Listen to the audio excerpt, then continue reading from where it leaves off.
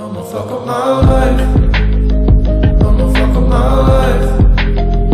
We gon' party all night. She don't care if I die.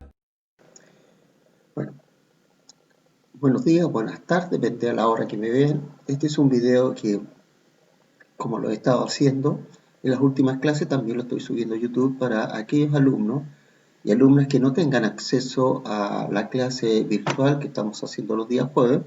También ellos puedan tener acceso a esta clase, a esta explicación. No olviden, yo me quedo en casa, es fundamental. En la clase pasada nosotros comenzamos a ver el nuevo periodo de la historia de nuestro país, perdón, de nuestra humanidad más que nuestro país, más que la humanidad, el sector occidental, y que empezamos a hablar de la edad contemporánea. Pero para poder hablar de la edad contemporánea, decía que uno de los hechos fundamentales es el pensamiento de la Ilustración. Lo explicamos en la clase pasada y hoy día vamos a hablar acerca de los principios políticos de la Ilustración. Y vamos a hablar de la secularización.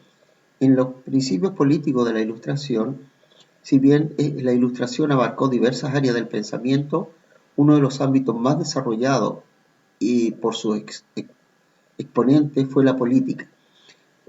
Decíamos que había abarcado, la clase pasada, decía que había abarcado la literatura, la ciencia, etc. Pero la política va a ser fundamental. Aun cuando el pensamiento político elaborado por los ilustrados no constituyó una doctrina homogénea, homogénea significa que sea una unidad, en la que todos pensaran lo mismo, esta se caracterizó por un desarrollo de tres grandes ideas. ¿Cuáles son estas tres grandes? El libre pensamiento, la separación de los poderes del Estado y la soberanía popular. ¿Qué es la soberanía popular? Principio político conforme en el cual la soberanía, en cuanto a ejercicio de la voluntad general, jamás puede enajenarse y el soberano en cualquier ser colectivo, vale decir el pueblo, se representa por sí mismo. En otras palabras, o dicho de otra manera, la soberanía popular consiste en el poder, o que el poder reside en la nación, o en las personas, en los ciudadanos. Eso quiere decir la soberanía popular, y que no está en una sola persona, que en este caso los monarcas. El libre pensamiento significa que tenía la capacidad para poder yo pensar, yo decidir, y no que otros piensen por mí, que eso lo vimos en la clase pasada. La separación de los poderes del Estado es un concepto que nosotros hemos visto en los años anteriores y que hablábamos, ¿no es cierto?, de la separación de los tres poderes del Estado, el poder ejecutivo, el poder legislativo y el poder judicial, que también tocamos algo en la clase pasada. Estos tres principios se confrontan en el modelo antiguo régimen. ¿Cuál es el antiguo régimen? El antiguo régimen es el absolutismo, vale decir que todo el poder reside en el rey o en el monarca. Por lo tanto, no hay libre pensamiento, no hay separación de poderes del Estado y menos soberanía popular. En las que las ideas tenían escasa o nula cabida, por supuesto, ¿no es cierto? No hay ninguna cabida con las ideas de lo que se denomina el antiguo régimen.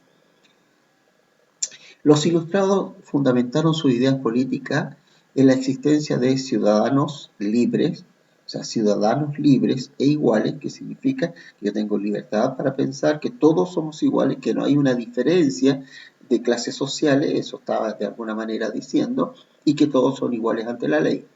En la división de los poderes del Estado, que ya hablamos, ¿no es cierto?, del poder ejecutivo, judicial y legislativo, defendieron los principios de la igualdad y el principio de la libertad, además de un ordenamiento político de carácter constitucional, o sea que existan ciertas reglas o leyes que puedan limitar el poder de las personas, o el poder en este caso de quien gobierna, o el poder de quien hace las leyes, o el poder de quien hace cumplir las leyes.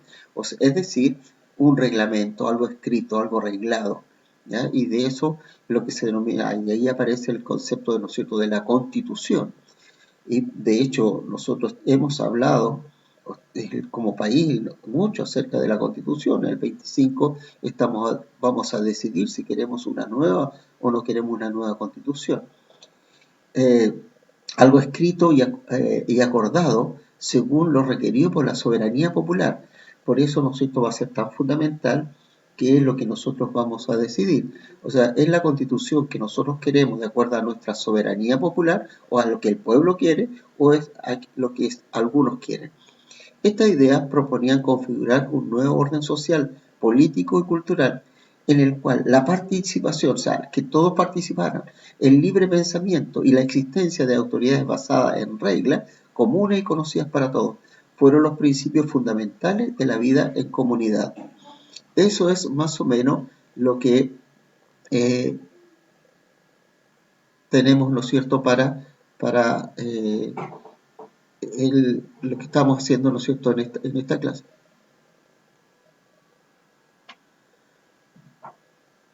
Ahora, ¿cómo era el pensamiento político de la Ilustración? Bien, vamos a ver lo que pensaban tres eh, representantes de este movimiento. En primer lugar, vamos a ver lo que planteaba, ¿no es cierto?, Voltaire. De ti depende aprender a pensar, pese a que naciste con inteligencia, sois como el pájaro.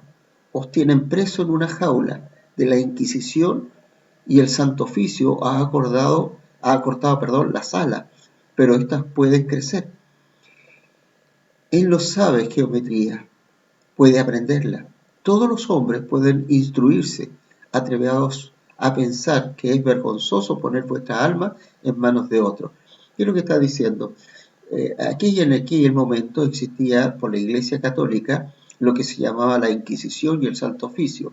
Todo aquel que pensaba distinto a lo que planteaba la Iglesia Católica en aquel momento era llevado a este tribunal y era muchas veces condenado a muerte, quemado en la hoguera, y por lo tanto decía que este tribunal, esta iglesia, había acortado la sala para pensar, o sea, que otros pensaban por uno, pero él plantea que no, el que no sabe geometría, bueno, puede aprenderla, y eso es un poco, ¿no es cierto?, lo que hoy día se inculca en la educación, ustedes son capaces de aprender.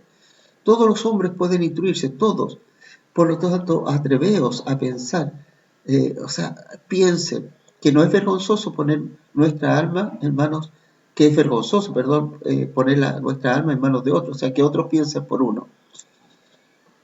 Dícese que todo el mundo pensara por sí mismo, habría confusión en el planeta. O sea, si todos pensamos, algunos dicen eso, pero eso no va a ocurrir, eso no es así.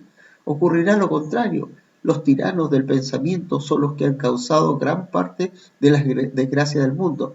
En Inglaterra no fuimos felices hasta que cada habitante disfrutó con la libertad del derecho a exponer su opinión. O sea, todos tenemos derecho a exponer nuestra opinión. Eso es lo que plantea Voltaire. Voltaire, Diccionario Filosófico o La razón del alfabeto, extracto de la definición libertad de pensamiento escrita en forma de diálogo. Esto es como una especie de diálogo que él escribió. ¿Quién es este señor? François-Marie Arouet, más conocido como Voltaire. Fue un poeta y dramaturgo francés que enfocó su obra en los temas relacionados con la tolerancia, el libre pensamiento. Criticó la imposición política y religiosa, principalmente de lo que él consideraba como el fanatismo de ciertos grupos religiosos predominantes en aquella época. ¿Ya?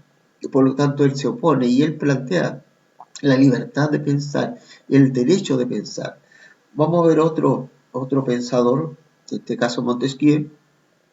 En todo gobierno hay tres clases de poder: el legislativo, el ejecutivo y el judicial.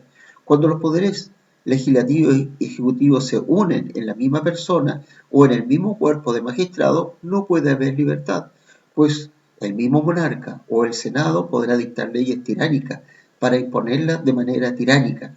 Así fuera el mismo hombre o el mismo cuerpo, ya sea noble o el pueblo, el que ejercía tres poderes, él sería el fin de todo. ¿Qué es lo que está planteando allí?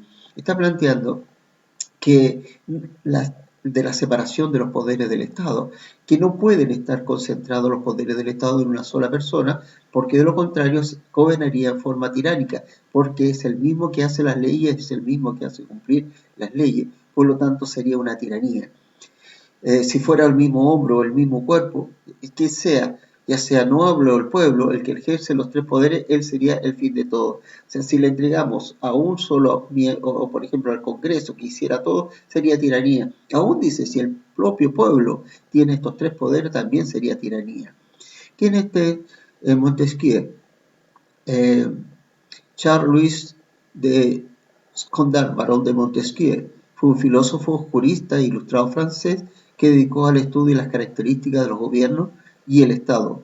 Su propuesta más famosa tiene que ver con la organización del Estado, que plantea explícitamente la división de los tres poderes de los grandes órganos, el poder legislativo, el poder ejecutivo y el poder judicial. Por lo tanto, cuando hablamos de la política de la división de los poderes del Estado, uno de los que plantea esto es justamente Montesquieu. Vamos a ver otro, que en este caso es Rousseau. ¿Qué es propiamente un acto de soberanía? No es en modo alguno una convicción del superior con lo inferior, sino una convención del cuerpo con cada uno de los miembros, convención legítima, porque tiene por base el contrato social, la equitativa, porque es común a todos, útil, porque no puede tener más objeto que el bien general y sólida, porque tiene como garantía la fuerza pública y el poder supremo. En nuestra palabra, ¿qué es la soberanía? Aquí está hablando, ¿no es cierto?, del concepto de soberanía. La voluntad general puede dirigir por sí sola la fuerza del Estado, o sea, la voluntad de todo puede regir la fuerza del Estado según el fin de su institución, que es el bien común. Ahora, bien solo sobre el interés común debe ser gobernada la sociedad. La voluntad general debe estar por sobre la voluntad de a quienes los gobiernan o quienes ejercen el poder. Eso es lo que está planteando Jean-Jacques Rousseau. Poblar el territorio, extender por todas sus partes los mismos derechos, llevar por todo lado la abundancia de la vida, así como el Estado llegará a ser a la vez más fuerte y el mejor gobernado posible. Cuando habla del Estado, no está hablando de quién nos gobierna, está hablando de todos. Por ejemplo, cuando nosotros hablamos del Estado chileno, estamos hablando de todos los chilenos. Y por lo tanto, el poder que tiene el ciudadano es el quien debe regir o decidir su destino y decidir de acuerdo a su voluntad. Y como ya decíamos, estamos involucrados en un proceso para crear una nueva constitución, pero la idea, ¿no es cierto?, que esta constitución emane o salga de la gente más representativa de la nación y no sean algunos pocos los que puedan crear o hacer esta constitución. ¿Y quién era este señor Rousseau? Él nos habla ahí, ¿no es cierto?, el contrato social, esa es una de las principales obras. Jean-Jacques Rousseau fue un pensador ilustrado suizo, famoso por los escritos políticos y filosóficos en torno a las relaciones sociales que sustentaban el sistema político y el Estado, para lo cual propuso la teoría del contrato social.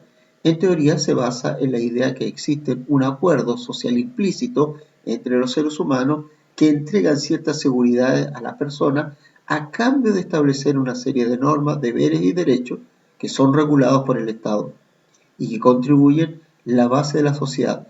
Estos elementos hacen que la soberanía recaiga directamente en el pueblo. O sea, es el pueblo el que tiene la soberanía y hace un contrato social, un contrato con quienes nos gobiernan. De tal manera que cuando los que nos gobiernan rompen este contrato, es posible nosotros, como ciudadanos, entonces exigirle que cumplan el contrato o por lo contrario, ¿no es cierto?, cambiar a quienes nos gobiernan. Eso es básicamente un poco lo que habla de este contrato social. Aquí es importante esta ilustración de Jean-Baptiste Coupeil, Asamblea Nacional, obstáculos de los aristócratas. El genio de Rousseau ilumina la entrada.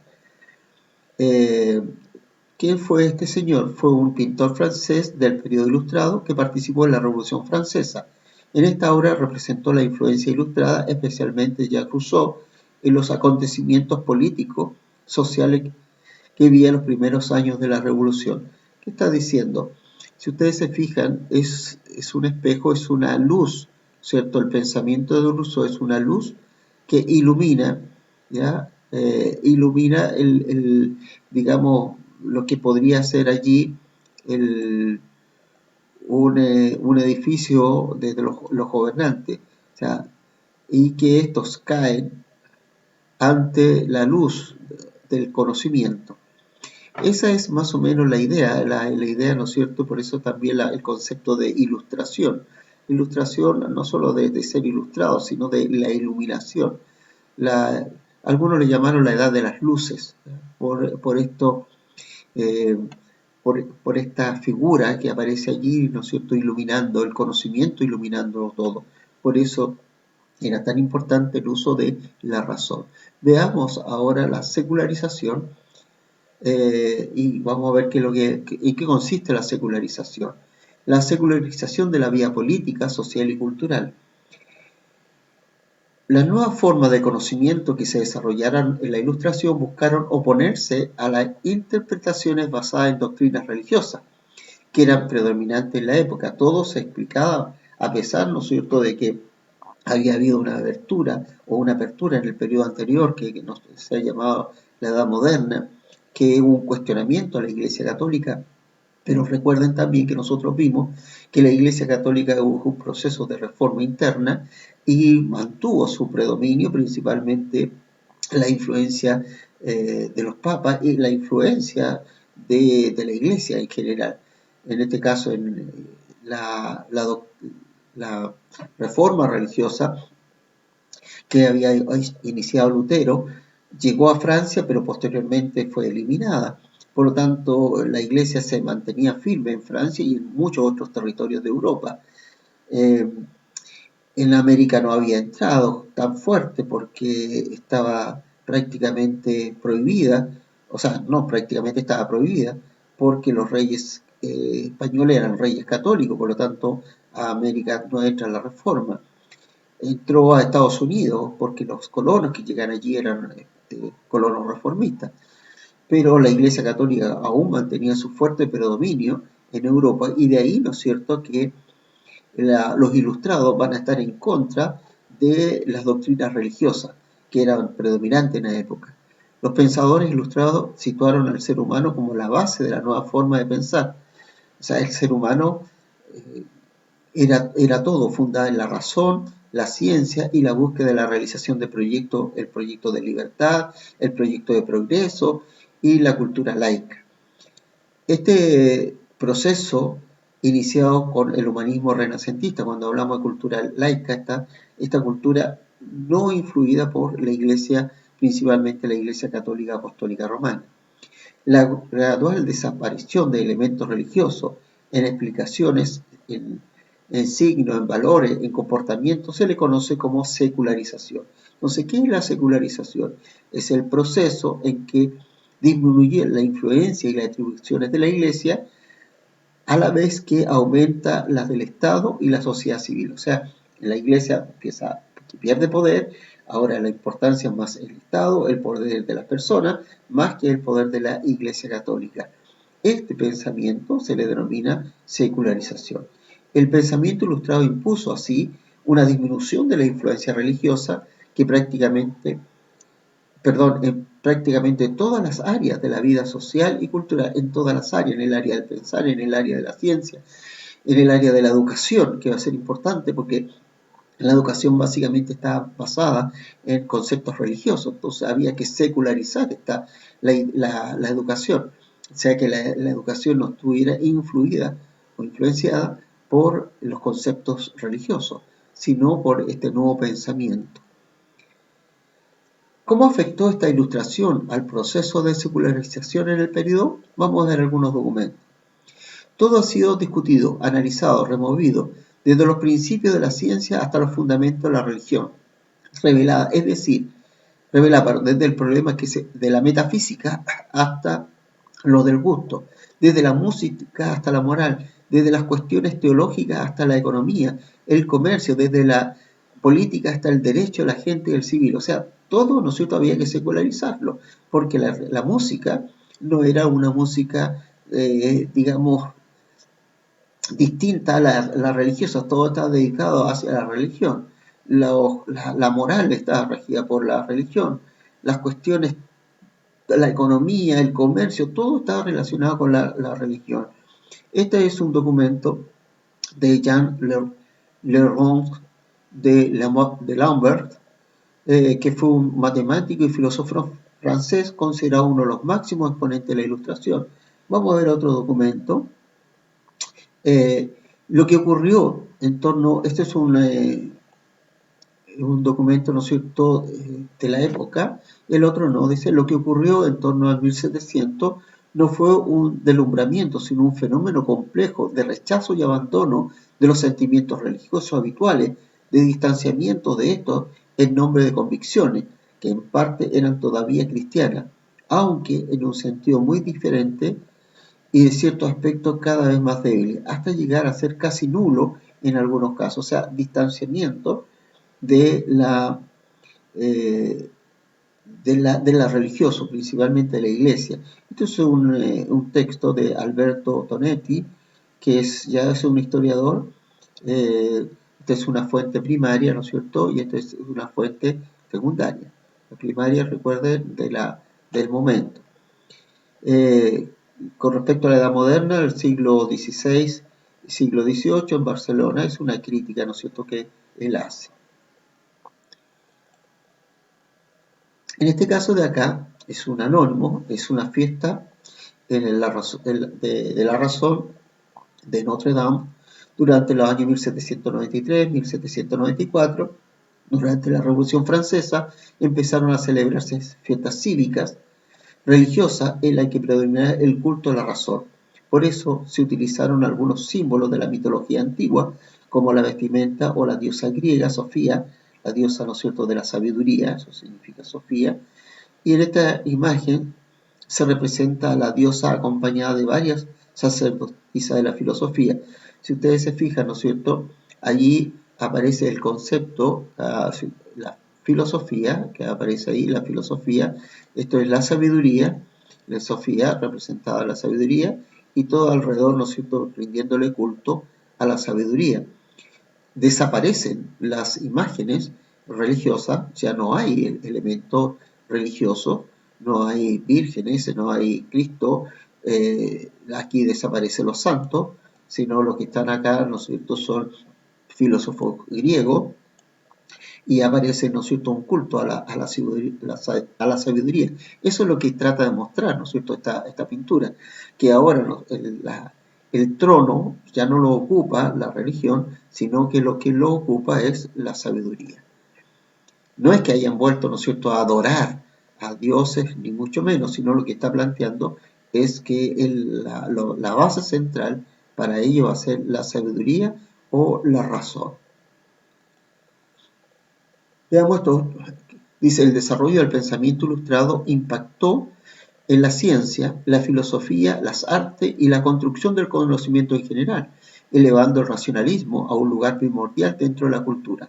Con esto se propició el pensamiento crítico, o sea, a partir, ¿no es cierto?, del pensamiento, a partir de este desarrollo del racionalismo, comenzó el pensamiento crítico. No la crítica por criticar, sino una crítica, ¿no es cierto?, a lo establecido y buscar el razón o el porqué de las cosas. Se recurrió a la observación, la duda, a la experiencia metódica, racional de la realidad, para someter a prueba toda la idea o supuesto, o sea, todo se sometía ahora a la experimentación.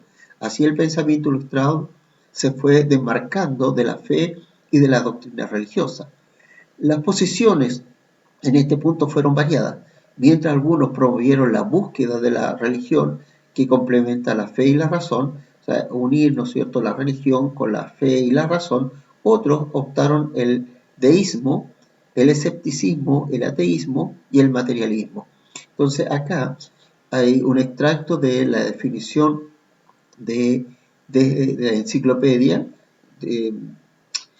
¿Y qué significa deísta? Los deístas son conocidos como pensadores libres, cuyo carácter no es profesar ninguna forma o sistema de religión en particular, sino estar contentos con reconocer la existencia de Dios sin darle culto ni homenaje externo. Sostienen que uno debe creer solo en la razón claramente concebible. En otras palabras, los deístas plantean, ¿no es cierto?, que sí, existe Dios, pero yo creo en Dios como pienso, creo en la existencia de Dios, pero la razón es más importante. Ellos no hacen ningún culto, no hacen una, un homenaje externo, ¿vale? Sino hace una manifestación de su creencia, si no creen en Dios, pero digamos, a su manera. ¿Ya? El escepticismo es no creer en nada, o sea, ser escéptico, poner todo en duda. O sea, yo no. Y aparece, ¿no es cierto?, el otro concepto, el ateísmo y o materialismo, que algunos dicen puede ser ateísmo materialista, creer en la materia, eso significa materialismo, que puede ser como sinónimo. Entonces, ¿qué es el ateísmo? Es la opinión de aquellos que niegan la existencia de Dios, autor del mundo, para ser acusado de odioso título de ateo, como debe tener la noción de Dios y rechazarla. Un verdadero ateo rechaza la idea de una inteligencia que gobierne con cierto propósito. El ateísmo no se limita a desfigurar la idea de Dios, sino que la destruye por completo. O sea, el ateo, ¿no es cierto?, niega y destruye la existencia, que exista un Dios creador.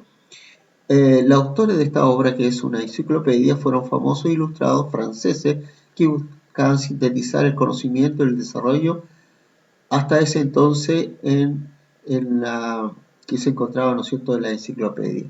De tal manera, ¿no es cierto?, que es lo que se empieza a creer, a pensar ahora, si ustedes se fijan, esto significa la secularización, apartarse de las ideas o de los cánones que imponía la Iglesia Católica principalmente.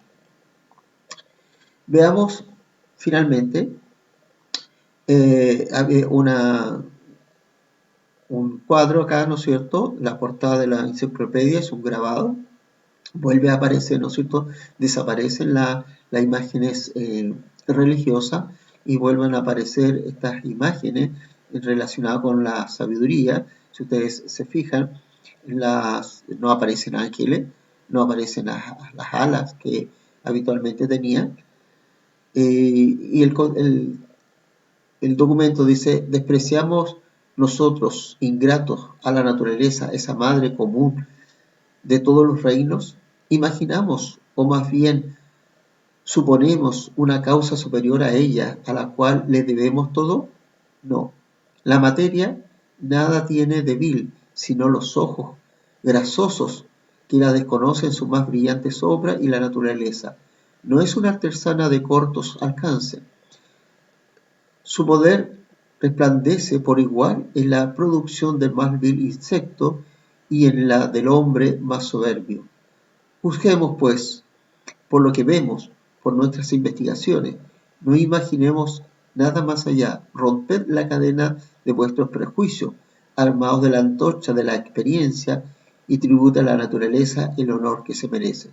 En otras palabras, ¿no es cierto?, lo que está planteando y lo que está mostrando allí, que todo proviene de la naturaleza y que la naturaleza es de donde proviene tanto aquellos elementos más pequeños como los más grandes, como puede ser el ser humano, que hay que limpiarse los ojos. Eso es un poco lo que está diciendo esta representación y este escrito que aparece de Giuffre Lemaitre, ¿ya?, que fue un médico y filósofo francés reconocido por uno de los primeros escritores materialistas del movimiento ilustrado. Entonces, un filósofo ateo, materialista, creer, ¿no es cierto?, que el origen de todo es la materia y no el origen de todo es Dios.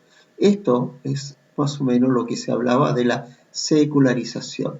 Veamos entonces qué es lo que ustedes deben de responder y hacer para la clase.